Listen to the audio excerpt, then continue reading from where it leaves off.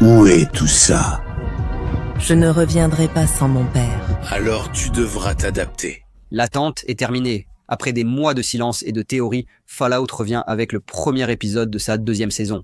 Wasteland s'ouvre à nouveau devant nous, plus brutale, plus imprévisible et plus dangereuse que jamais. Avec de vieilles blessures encore ouvertes et de nouvelles menaces émergeant de l'ombre, nos protagonistes devront s'adapter à un monde qui ne pardonne aucune erreur. Préparez-vous à un nouveau départ, rythmé par des choix difficiles, une violence brute et des secrets bouleversant les règles. Cet épisode nous ramène au cœur de l'apocalypse, avec des rebondissements saisissants, une tension constante et un chemin qui promet d'être encore plus sombre. Avant de continuer, merci aux membres du club Elite, ENMINUTOS, qui rendent ce contenu possible. Tu veux en faire partie? Clique sur rejoindre et entre dans l'élite. Allons-y. Tout débute au centre-ville, où des manifestations violentes visent le syndicat Robco. Pendant que la police lutte désespérément pour maintenir l'ordre, la foule en colère s'en prend aux robots à sa portée, les détruisant à coups de poing avec une fureur contenue. À la télévision, le fondateur de l'entreprise, Robert House, explique calmement que ces créations ont été fabriquées pour améliorer l'efficacité dans les environnements de travail nationaux. Cependant, il précise que si les autorités du pays le souhaitent, elles peuvent utiliser ces machines pour intervenir dans des conflits internationaux. Dans un bar voisin, alors que le public insulte l'entrepreneur à l'écran, le célèbre Robert House apparaît. Sans crainte, il affirme devant l'Assemblée que le gouvernement devrait allouer plus de ressources à son entreprise. Un homme appelé Bill s'approche et l'interpelle agressivement. Mais Robert découvre que l'entrepreneur utilise le marteau-piqueur fabriqué par sa propre entreprise. House lui répond donc qu'il devrait être reconnaissant au lieu de se plaindre. Bill et ses amis s'approchent de façon menaçante, l'avertissant qu'il n'est pas dans le bon bar. Robert, loin d'être intimidé, les ridiculise en les qualifiant d'obsolètes. Face à l'humiliation, Bill décide de traîner Robert à l'extérieur pour régler leur compte dans un combat. Loin d'être contrarié après le premier coup, Robert ouvre le coffre de sa voiture et montre qu'il a 31 millions de dollars en liquide. Robert demande alors à Bill ce qu'il ferait avec autant d'argent. Les ouvriers restent complètement sans voix devant la vue du butin. Alors, Robert leur propose de leur remettre tout l'argent en échange de l'injection d'un petit dispositif dans la nuque, en assurant que cela fait simplement partie d'une étude de marché. Face à cette offre, Bill réagit violemment et menace de briser les mains de l'homme d'affaires pour lui voler sa fortune. Cependant, Robert réagit avec agilité et lui injecte le dispositif sans que l'homme ne s'en rende compte. De cette façon, nous voyons qu'il obtient le contrôle absolu sur Bill, qui commence à suivre ses ordres aveuglément et assassine ses propres amis.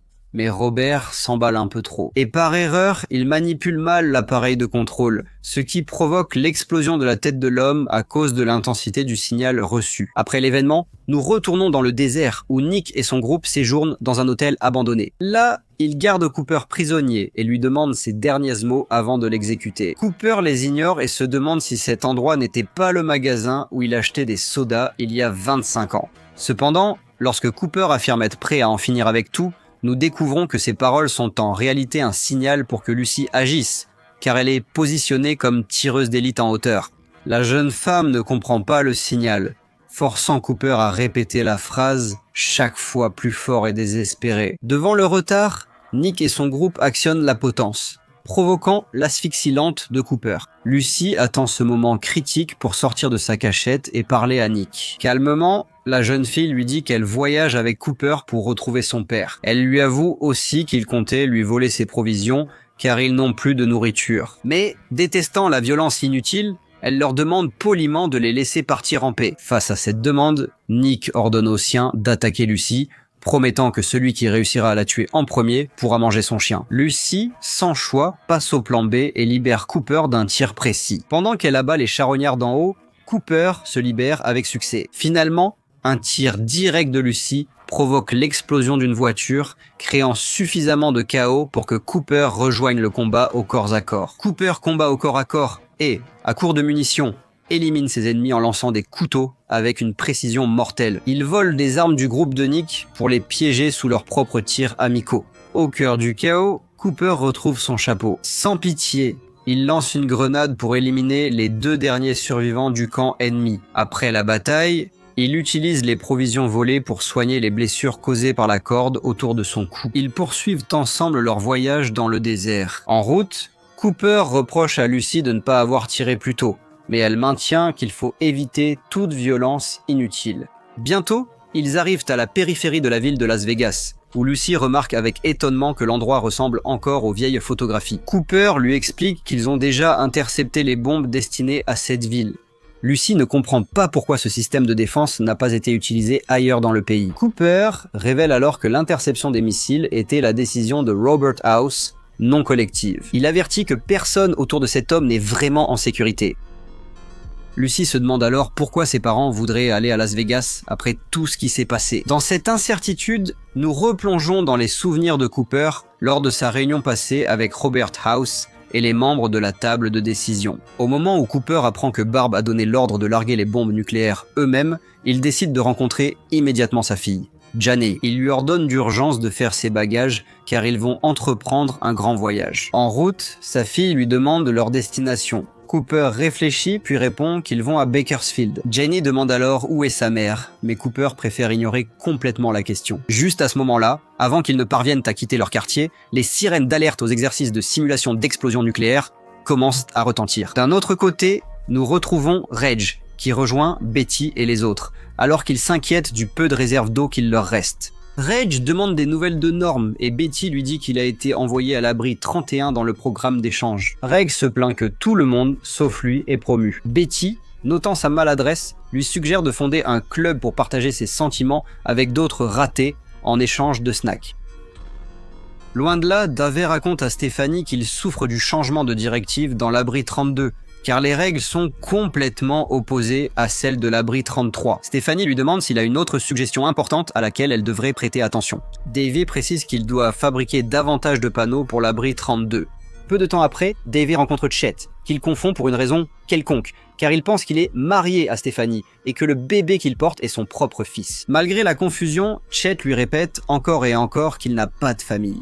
Cela dit, Chet retrouve Stéphanie pour lui demander si elle a du travail à lui confier, car lui aussi souhaite occuper son esprit à quelque chose de productif. Elle lui conseille de continuer à s'occuper du bébé, car apparemment l'enfant s'est attaché à lui. Chet lui rappelle encore qu'il n'est pas son fils, malgré les voisins qui l'appellent déjà Chet Junior. Lassée, elle le menace subtilement de le poignarder s'il insiste. Devant la menace, Chet accepte que l'enfant porte son nom. Avant qu'il ne parte, elle lui demande s'il est doué avec les ordinateurs, mais en découvrant que la personne responsable des machines était Norm, elle déclare qu'elle enverra un message à l'abri 33 pour le consulter. Cependant, lorsque Stéphanie tente de contacter l'autre abri, elle constate que les communications sont coupées. Au même moment, dans l'abri 31, le cerveau comprend qu'il s'agit d'un sabotage perpétré par Norm, à qui il jure qu'il le détruira. Il le retrouve à quelques mètres et constate que le jeune homme a trouvé de l'eau pour survivre. Cependant, il sait parfaitement que s'il continue sans manger, il mourra bientôt de faim. Le cerveau lui propose alors un accord de paix.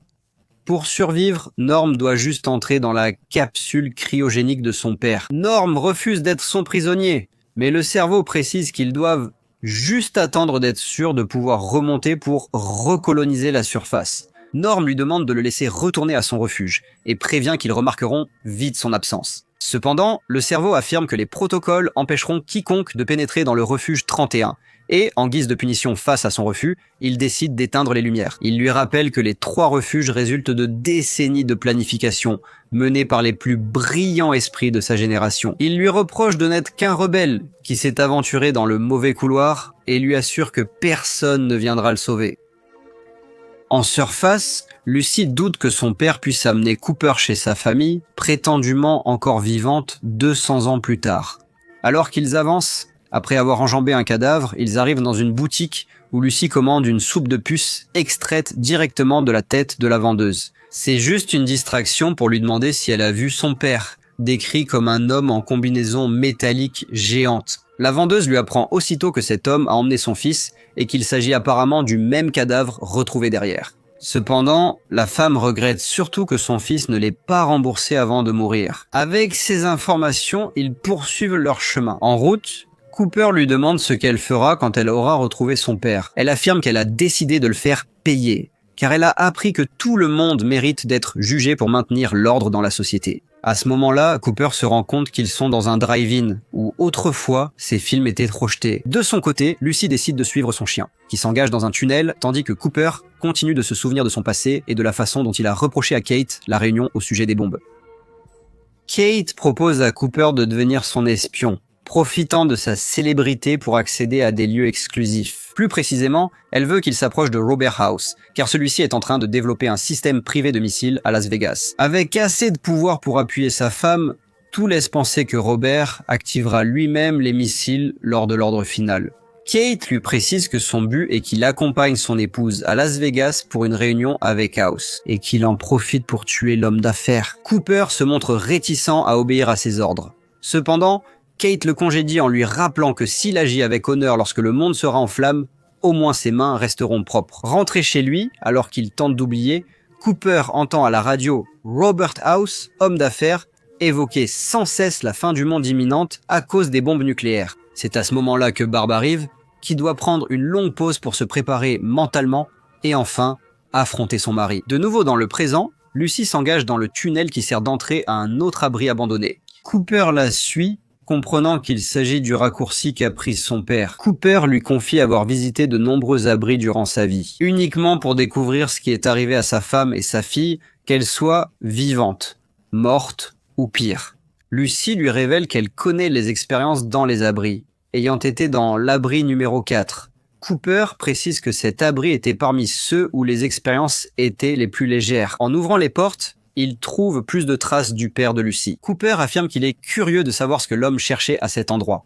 Et comme elle ressent la même chose, ils s'aventurent tous les deux dans les installations sans aucune crainte. D'un autre côté, nous retrouvons Reg, qui a effectivement formé son club avec les membres de son groupe d'entraide. Ils se répètent qu'ils ne sont pas responsables d'être nés dans un abri, ni du lien de parenté de leurs parents. Reg leur dit que c'est normal de se sentir étrange. Il souligne que normalement, les gens peuvent avoir des caractéristiques comme des ongles incarnés sans y prêter attention, mais dans les refuges, ils ne peuvent pas s'empêcher de se demander si ces caractéristiques sont dues à leur gène. Cependant, lorsque deux des membres comprennent que le groupe est contre l'endogamie, ils décident de quitter le club. Eh bien, apparemment, ils sont parents et souhaitent continuer à s'apporter de l'affection mutuellement.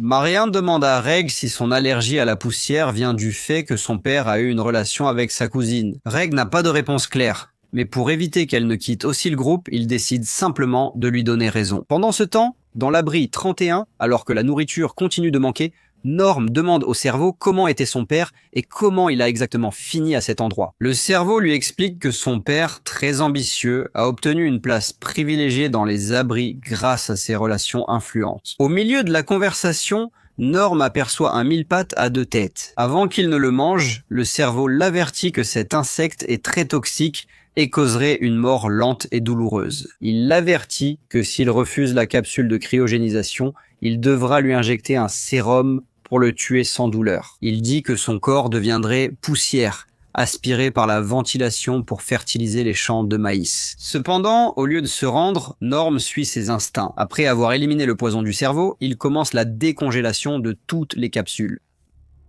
Encore avec le duo de poursuivants. Cooper et Lucy arrivent au refuge 24 et constatent que l'endroit est totalement abandonné, tous les habitants étant morts. Ici, ils découvrent aussi que ce refuge était occupé par des prétendus communistes, en fait manipulés par la technologie de Robert House pour des expériences. Ils arrivent bientôt dans une chambre où les résidents devaient regarder des projections en continu. Lucy réalise alors la terrible vérité. Toutes les personnes qui vivaient dans cet endroit étaient à l'origine des citoyens américains, et c'est l'expérience même de l'abri qui les a transformés en communistes. Sans perdre de temps, Lucy commence à chercher des informations dans les archives de l'ordinateur le plus proche.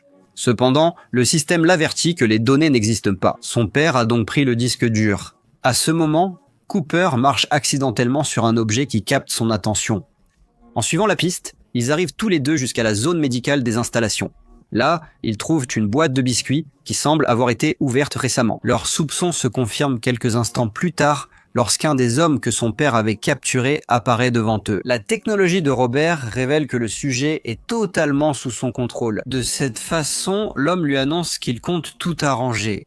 C'est pourquoi son père lui ordonne et le supplie de retourner immédiatement à l'abri. À ce moment précis, comme cela s'est produit dans le passé, les ondes reçues par le dispositif implanté dans la nuque du sujet commencent à être violemment surchargées. La pression monte jusqu'à ce que sa tête explose, éclaboussant Lucy et Cooper de ses restes. Alors qu'elle reste immobile et consternée par ce qui vient de se passer, Cooper ramasse immédiatement le dispositif au sol et lui demande si elle a déjà vu son père utiliser cette technologie auparavant. Lucy lui affirme n'avoir jamais vu cet artefact et refuse d'obéir à son père, ne voulant en aucun cas retourner au refuge. Il l'exhorte alors à se dépêcher pour suivre la trace de son père. Pendant ce temps, Hank arrive enfin aux installations de Vault-Tec, le visage empli de satisfaction en pensant à ce qui l'attend. Une fois à l'intérieur, il se dirige directement vers les bureaux pour trouver un ordinateur. Là, il constate qu'une machine a des centaines de milliers de messages non lus.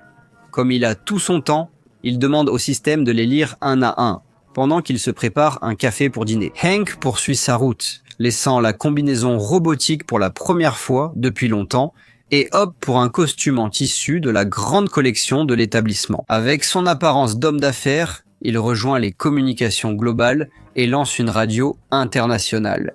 Ainsi, après avoir synchronisé la bonne fréquence, il dicte son nom complet pour se présenter à son supérieur. Il précise clairement que personne d'autre dans l'entreprise Vault-Tec ne sait qu'il se trouve actuellement dans ses installations. Il poursuit son message et, bien qu'il doute que le destinataire de l'autre côté de la ligne soit encore en vie, Hank informe à quiconque l'écoute qu'il a réussi à survivre avec succès. Son récit continue en racontant qu'il est occupé et qu'il passera momentanément par Las Vegas dans le seul but d'essayer de reprendre le travail qu'il a laissé inachevé il y a quelque temps. Il informe également son supérieur qu'il a découvert que certaines expériences dans les abris ont rencontré certains problèmes. Il précise que 24 sujets ont amélioré l'interface ordinateur cérébral et que le projet de miniaturisation de l'appareil a progressé. Hank a pleinement confiance que, s'il est autorisé à terminer le travail, il pourra le perfectionner. Mais en échange, il demande une promotion bien méritée. Cette vidéo existe grâce aux membres du club Elite de ENMINUTOS, qui soutiennent la chaîne et permettent des résumés hebdomadaires de films et séries. Rejoins ce groupe exclusif pour voir des résumés instantanés, demander celui de ton choix et accéder à une bibliothèque privée. Et, le plus important, recevoir la reconnaissance et les remerciements de toute la communauté en tant que personne qui rend ce projet possible. N'y pense plus. Rejoins la famille dès maintenant avec le bouton qui dit « Rejoindre ».